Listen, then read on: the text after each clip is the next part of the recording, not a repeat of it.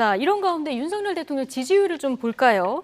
긍정이 29%, 부정 63%, 여전히 긍정 수치가 높지는 않은데 지난주 대비해서는 한 주 사이 5%포인트가 올랐거든요. 어떤 이유라고 보십니까? 아무래도 이제 바닥을 쳤다라고 하는 어떤 이렇게 밀리면 안 된다는 어떤 보수층의 결집이 있을 지지층 거고, 결집. 예.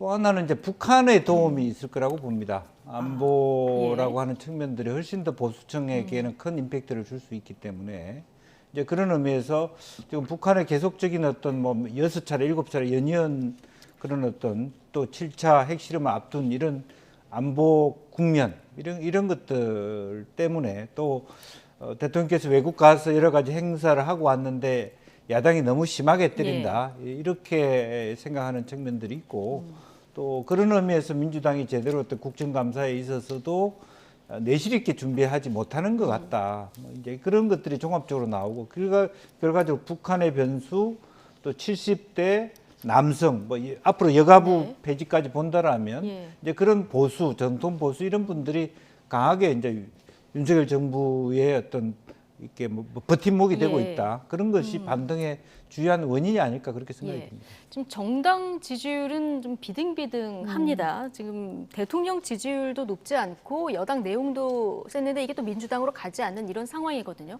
저기 보시면 무당층이 30% 비슷합니다. 정당 지지도라고. 그리고 20대에서는 무당층이 또 49%를 차지하고 있더라고요. 이건 어떻게 봐야 될까요? 이게 굉장히 중요한 예. 부분인데요. 만약에 정당 지지층이 여기서 올라가지 않으면은 그 신당 창당의 가능성을 또 두들겨 보는 그런 일련의 세력들이 나타날 수 있겠죠. 그래서 아까 김 의원님께서 마크롱 얘기도 하시고 그랬는데 한국은 항상 그렇게 그 정치에 있어서 마치 또 백마를 탄 초인이 갑자기 등장하기를 원하는 그런 기대 심리가 있어요. 예. 사실은 지난번 대선에서 처음에 윤석열 대통령이 검찰총장에서 그만두면서 그 짧은 시간이었지만 그런 분위기에 좀 이렇게 그 적합하다라는 인식들을 했거든요. 근데 지금 만약에 국민의힘은 국민의힘대로 또 소위 민주당은 민주당대로 저렇게 그 소위 머들스러라 하는데 질벌되는 상황이 오잖아요. 그러면은 신당 창당 해가지고 아까 김형주 의원님 말씀하셨듯이 비례대표 해가지고선 이게 연동형 그 비례대표제로 해가지고선 예. 그 승부를 걸어보려고 하는 세력들이 등장할 수 있는 지금 그 문호가 점점 넓어지고 있다라는 것이고요. 그다음에 윤석열 대통령은 아마 24%가 마지노선인 것 같아요. 예. 그러니까 24%까지 떨어지면 지지층이 결집하는 그런 경향이 나타나는 것 같습니다. 네. 그리고 향후에도 윤석열 대통령의 그 지지도에 있어서 가장 강력한 우군이 두 사람이 있어요. 바로 아까 말씀하신 대로인데 첫 번째가 김정은이고요. 두 번째가 이재명 대표예요. 예. 그렇기 때문에 특히 이재명 대표는 이미 유권자들 사이에서 식상한 이미지거든요. 거기다 사법 리스크 앞으로 나올 게 있잖아요.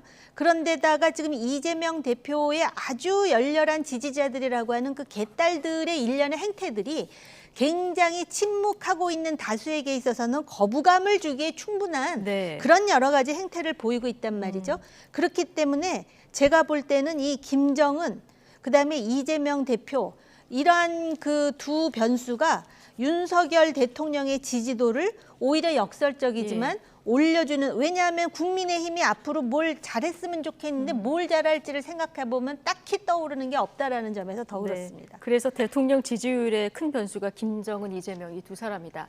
이런 분석을 해주셨는데 다시 좀 돌아가서요. 20대에서 무당층이 49%. 네. 사실 지난 대선으로 돌아가면은 20대 남성은 이준석 때문에, 20대 여성 박지원 때문에 사실 투표장으로 나간 이런 경향이 있는데 두 사람이 다 지금 정치권에서 예. 지금 떠난 이런 상황이 뭐 다시 돌아올 수도 있습니다만은 당장은 좀 어려운 상황이지 않습니까? 자, 이런 상황에서 지금 정부가 여성가족부 폐지 앞서 잠깐 말씀하셨지만 이거를 다시 이제 추진하겠다 이렇게 얘기를 했거든요. 민주당 강력 반대하고 있는데 어떻게 움직일까요? 글쎄요, 뭐 그것은 정부 조직법상의 공약 사항이었고 네. 또 장관이 되시는 분이 폐지하기 위해서 장관이 됐다 이렇게 말씀하셨고 그렇게 이루어질 텐데 물론 뭐 여성 단체나 반대가 있겠죠. 그러나 사실 저는 기본적으로는 대통령이 되시면서 이런 부분에 대한 공약을 했기 때문에 그런 공약으로 대통령이 되셨다 그러면 민주당도 협조해야 된다고 봅니다. 예. 그러니까 왜냐하면 그 핵심적인 기능들이 완전히 없애버리는 것이 아니라 보건복지부라든지 다른 부서로 이관시켜서 그 일을 튼실하게 보면 되는 것이거든요. 이제 예. 그런 의미에서 민주당이 그렇게 과하게 그걸 반대해야 될 이유도 근데 없다라고 민주당은 보여지고. 여성가족부 기능을 오히려 강화하는 이런 네. 입법을 하겠다 이런 입장이거든요. 네. 근데 그것은 뭐 이제 예산을 통해서 할 수도 있고 실질적인 어떤 뭐 목적이 꼭 부처가 있어야지 예. 된다라고 하는 것은 저는 아니라고 보여지고요. 또 그런 의미에서 책임 정치라고 하는 것은 대통령이 그런 공약으로 대통령이 되셨으면 화끈하게 밀어주는 것도 오히려 네. 좋은 부분이다. 그리고 실제로 여성 권익에 대한 부분은 여전히 다양한 방식으로 네. 위원회라든지 직속위원회라든지 실질적인 성평등에 중요한 어떤 예산 이런 것을 통해서 보정하면 된다고 봅니다. 예, 여성가족부 이 폐지가 20대 표심을 어떻게 움직일지 이거 좀 더 지켜보도록 하고요.